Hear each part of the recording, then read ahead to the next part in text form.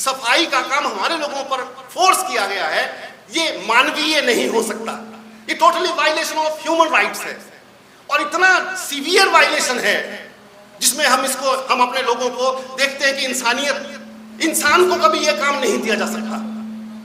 तो कहां रखें अपने लोगों को, अपने समाज के इन लोगों को, इन भाइयों को जो सीवर में मरते हैं। मैं समझता हूं कि इस व्यवस्था ने उन लोगों को, हमारे लोगों को सब ह्यूमंस की स्टेज में, सब ह्यूमन कैटेगरी के अंदर रखा है। वो उनको ह्यूमन भी नहीं मानते। वर्ण व्यवस्था की जो मूल बीमारी है, जो समस्या है, जो जड़ है, जो उसका जेनेसिस है, वो उन धार्मिक मूल्यों और मान्यताओं की बात करते हैं जिसमें ऋग्वेद से ही लेकर के वैदिक शिक्षा, वैदिक परंपरा, वैदिक समाज व्यवस्था के अंदर जो सोशल ऑर्डर ब्राह्मणिकल सोसाइटी ने, ब्राह्मण्स ने इस देश में एस्टैब्लिश किया, जिसमें थियरी ऑफ रीबर्थ, पुनर्जन्म का सिद्धांत, स्वर्ग नरक और इस तरह के इल्यूजन्स, इस तरह की बहुत सारी चीजें जो दिखाई गई, जिसमें हमारे लोगों को फंसाया गया उस जाल के अंदर और हम उससे बाहर नहीं निकल पा रहे हैं। उन ट्रेडिशन, उन कस्टम्स, उन रिचुअल से, ये मूल कारण उन्होंने बताया।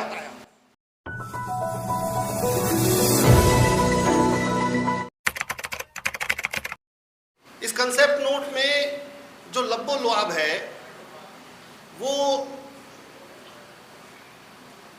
सफाई मजदूरों की विषयों को लेकर के समय समय पर जो आवाज उठती रही है लेकिन उनकी अभी कोई समाधान नहीं हुआ है, वो एक कॉन्सेप्ट नोट है। और इसमें भी जो मैनुअल स्कैवेंजिंग है, मैनुअल स्कैवेंजिंग की जो पीड़ा है, जो दर्द है हमारे लोगों का, किस तरह से हमारी बहनें, हमारी माताएं, हमारे लोग सेफ्टी टैंक्स में या गटर्स के अंदर हर साल मरते हैं, उनकी व्याथा, उनका दुख, उनकी तकलीफ इस कंसेप्ट नोट में झलकती है। ये कंसेप्ट नोट इस बात को डिपिक्ट करता है। मैं समझता हूं कि ये आफ्टर ऑल इशू क्या है, चाहे ये, मैं समझता हूं कि ये मर्डर्स हैं, ये हत्याएं हैं और ये हत्याएं हमारे समाज के लोगों की, बुजुर्गों की, हमारी माताओं बहनों की लंबे अरसे से हो रही हैं। जब से सीवरेज सिस्टम या सैनिटेशन सिस्टम इस देश में आज़ादी से पहले, अंग्रेज़ों के समय में, अंग्रेजी शासन के टाइम में, ब्रिटिश रेजीम के टाइम में या बाद में जब जब सरकारें बनी हैं, उस समय से लगातार हमारे लोगों को एक प्रकार से फोर्स किया गया है और ये फोर्स किया गया है और उनका कोई समाधान नहीं है, उनका कोई सॉल्यूशन नहीं है। इसलिए वो हर साल, तहलका मैगजीन के अगर मैं डेटा देखूं तो उन्होंने कहा हर साल 22,000 लोगों की हत्याएं होती हैं। ये आंकड़ा बहुत ज्यादा है। हो सकता है ये अनरजिस्टर्ड, अनरिकॉर्डेड आंकड़ा हो, इससे ज्यादा ये हो सकते हैं, डेटा हो सकते हैं। But how do I perceive this problem? To me, doctor Shukla, ये कहीं ना कहीं अनटचेबिलिटी का ही प्रश्न है। It all happens because of untouchability. Untouchability इस प्रकार की घिनौनी भी हो सकती है। अनटचेबिलिटी, बाबा साहब डॉक्टर अंबेडकर कास्ट एनहाइलिएशन के लिए लड़ते रहे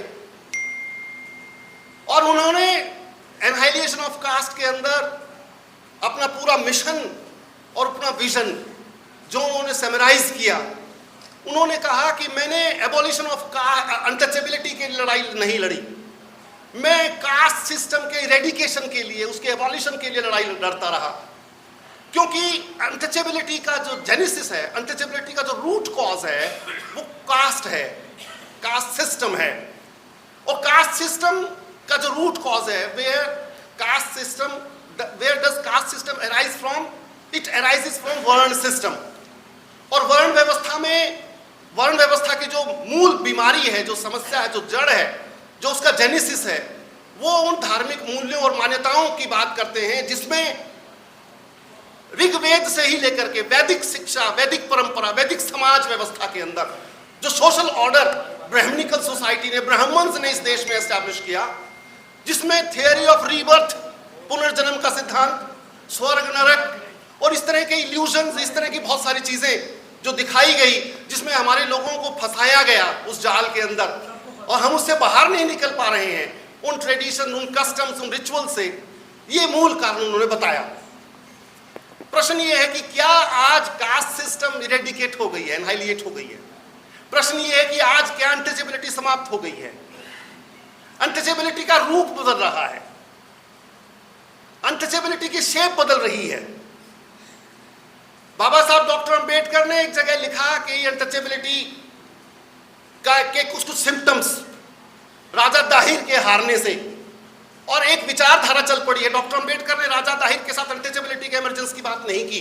वो रेफरेंस देते हैं, 25 नवंबर 1949 को, जब संविधान सभा को 26 नवंबर को अंगीकार करने की बात हो रही थी, तो उससे एक दिन पहले के भाषण में वो बात करते हैं कि we are going to enter into age in an age of contradictions, जिसमें पॉलिटिकल डेमोक्रेसी हमें मिलेगी।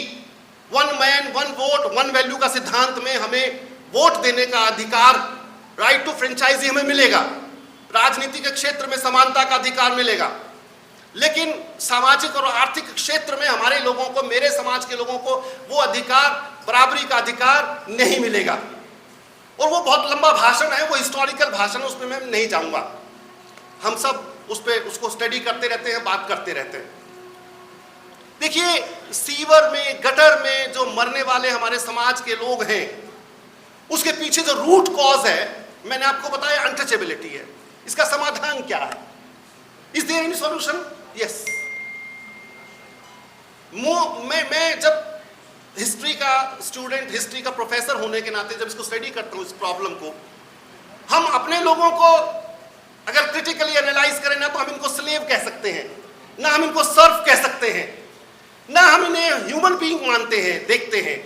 क्योंकि जिस तरह के ये सफाई का काम हमारे लोगों पर फोर्स किया गया है, ये मानवीय नहीं हो सकता। ये totally violation of human rights है, और इतना सीवियर वायलेशन है जिसमें हम अपने लोगों को देखते हैं कि इंसान को कभी यह काम नहीं दिया जा सकता।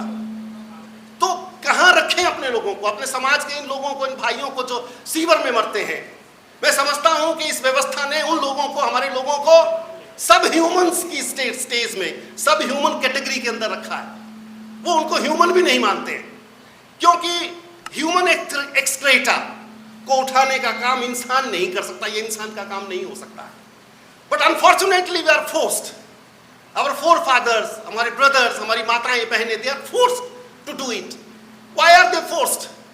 और इसके पीछे मैं समझता हूं देश में जिस तरह से महात्मा बुद्ध के समय में एक सामाजिक आंदोलन चला पड़ा, आजादी के आंदोलन से भक्ति आंदोलन चला पड़ा। भक्ति आंदोलन में सेंट्स, बहुत बड़े बड़े सेंट्स आए जो इस व्यवस्था को दूर करने के लिए, इस व्यवस्था की कुरीतियों को दूर करने के लिए, अंधविश्वास, रूढ़िवाद, परंपराओं को दूर करने के लिए जिन्होंने बहुत बड़ा मूवमेंट लॉन्च किया। चाहे उसमें कबीर थे, चाहे उसमें और दूसरे स्कॉलर्स थे, सेंट स्कॉलर्स, संत रविदास थे। मैं समझता हूं इस प्रकार का डॉक्टर शुक्ला, हमें कोई सोशल इमेंसिपेशन का मूवमेंट लॉन्च करना पड़ेगा। मुझे याद आता है विश्व के इतिहास में एक रोमन सिविलाइजेशन लंबे समय तक चली। वो रोमन सिविलाइजेशन में 450 साल का संघर्ष का इतिहास है। बहुत लोगों ने वो संघर्ष पढ़ा होगा, स्ट्रगल बिटवीन प्लेबियंस एंड पेट्रिशियंस। प्लेबियंस की लड़ाई और पेट्रिशियंस की लड़ाई, हमारी लड़ाई बिल्कुल प्लेबियंस की लड़ाई है। We always have been plebeians of Indian society. और वो इस तरह के प्लेबियंस हैं हम लोग जो मूवमेंट को लॉन्च नहीं कर रहे हैं। कन्हैयालाल जैसे लोग, कन्हैयालाल वाल्मीकि जैसे लोग जो पार्लियामेंटेरियन रहे हैं, जिन्होंने ये जो दिल्ली में एजिटेशन हुआ और जिसमें भूप सिंह जी शहीद हुए, मैं अभी एक वो बुकलेट पढ़ रहा था, उसमें कन्हैयालाल जी ने उस समय के मिनिस्टर गोविंद बल्लभ पंत को चैलेंज किया कि आप हमारे ये इश्यूज हैं सफाई कर्मचारियों के, ये प्रॉब्लम्स हैं, आप इनको रिजॉल्व करिए। And the minister at that time was not ready to hear even Kanhaiyalal ji. जब वो डायलॉग कर रहे थे तो उस समय हमारे उस समय के एक दलित मंत्री, बड़े वेटरन और बड़े मंत्री, वो भी आए वहां पर। उन्होंने सुना, उन्होंने कहा आप हमारी समस्या का समाधान करिए। गोविंद बल्लभ पंत ने उनकी तरफ इशारा कर दिया And he was mum, the leader, the person was mum. He didn't have any words to speak on it, how to resolve this problem. और अल्टीमेटली भूख हड़ताल शुरू होती है दिल्ली के अंदर, और उस भूख हड़ताल में गोलियां चलती हैं, और उन गोलियों में शहीद भूप सिंह जो शहीद होते हैं। ये लड़ाई केवल अधिकारों की लड़ाई नहीं है, ह्यूमन राइट्स की लड़ाई नहीं है, ये मानव होने की लड़ाई है, मानवीयता की लड़ाई है। जिस तरह से 450 साल रोमन सिविलाइजेशन के अंदर प्लेबियंस और पैट्रिशियंस की लड़ाई चली है, वो उनकी मुक्ति की लड़ाई है। आपने भी डॉक्टर शुक्ला इसे मुक्ति की लड़ाई माना है। ये मुक्ति की लड़ाई का रास्ता केवल एक सामाजिक आंदोलन से निकलता है। हमारे लोगों को सामाजिक आंदोलन चलाना होगा, और वो आंदोलन इमेंसिपेशन मूवमेंट होगा, जो बाबा साहब डॉक्टर अंबेडकर ने चलाया। डॉक्टर अंबेडकर के जाने के बाद डॉक्टर अंबेडकर लेस सोसाइटी है ये भारत बाबा साहब डॉक्टर अंबेडकर के बाद जाने के बाद दूसरा अंबेडकर चाहता है, दूसरे अंबेडकर का मार्गदर्शन चाहता है, वो लीडरशिप, वो विजन, वो मिशन चाहता है। बट हम लोग क्या करते हैं, हमारे लीडर्स क्या करते हैं, हमारे पार्लियामेंटेरियंस क्या करते हैं, सिर्फ हमारे लोगों के लिए अधिकारों की लड़ाई बात करते हैं। भैया आंदोलन चलाइए मानव होने का, इस देश के अधिकारों का, इस देश के अंदर हम लोगों के मानव होने का। हम बहुत बार कहते हैं कि हम इस देश के मूलवासी हैं, मूल निवासी हैं, मूल निवासी हैं, मूल निवासी हैं, बट हुक्मरान कहां सुनते हैं इस बात को। हमें इस देश की व्यवस्था को बदलने के लिए पूरा सोशल ट्रांसफॉर्मेशन की जरूरत है। Gentleman, you are in hurry, I must close this sentence, my sentence here. With these words, I would like to thank Dr. Shukla, SP Rai ji, सभी जिन्होंने आपने मुझे बुलाया और मुझे अपनी बात कहने के लिए, कुछ समय के लिए यहाँ शेयर करने के लिए, अपने आइडिया शेयर करने के लिए बात कही। मैं समझता हूँ देश में हमारे लोगों को न्याय प्राप्त करने के लिए, इस सामाजिक न्याय की लड़ाई है, इस न्याय की लड़ाई को प्राप्त करने के लिए, इसको हासिल करने के लिए, ह्यूमन बीइंग का दर्जा हासिल करने के लिए इस व्यवस्था को में सोशल ट्रांसफॉर्मेशन की जरूरत है और सोशो कल्चरल रेवोल्यूशन की जरूरत है। विद दीज वर्ड्स, जय भीम, जय भारत, धन्यवाद।